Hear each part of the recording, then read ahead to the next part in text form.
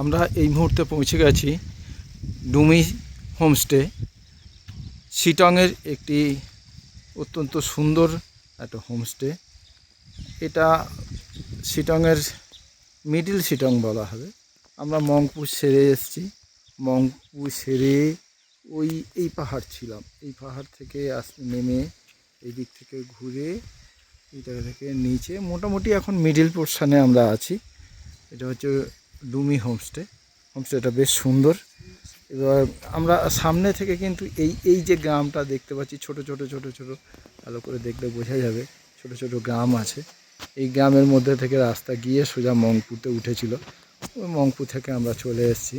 এই দিকটা হচ্ছে, আর এই পাহাড়টা হচ্ছে দার্জিলিং।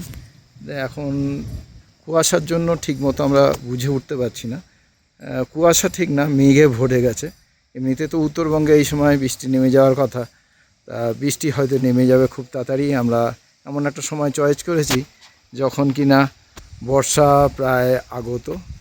যাকে হোমস্টে যেটা দেখাতে চাইছিলাম, খুব সুন্দর হোমস্টে। এত সুন্দর হোমস্টে ভাবাই যায় না। এই যে শেফালি দাঁড়িয়ে আছে, শেফালির খুব পছন্দ। সামনেটা নেবো না? হ্যাঁ হ্যাঁ, এই যে এই হচ্ছে সামনেটা। এইটা হচ্ছে ওরা রান্না বান্না করে এই ঘর থেকে, ওখান থেকে সাপ যায়। এখানে চেয়ার পাতা রাখা আছে, সন্ধ্যাবেলা এখানে বোন ফায়ার বা বারবিকিউ করা যাবে। আর এখানে একটা গাছ পেয়েছি, গাছে হচ্ছে পিচ ফল হয়ে আছে। আমরা পিচ ফলটা তুলেছি, বেশ সুন্দর। জানি না এটা খাবো কি না, আগে এখানে যারা আছে হোমস্টেতে তাদের জিজ্ঞাসা করে খাবো। হ্যাঁ, মোটামুটি ভালোই, সুন্দর লাগবে।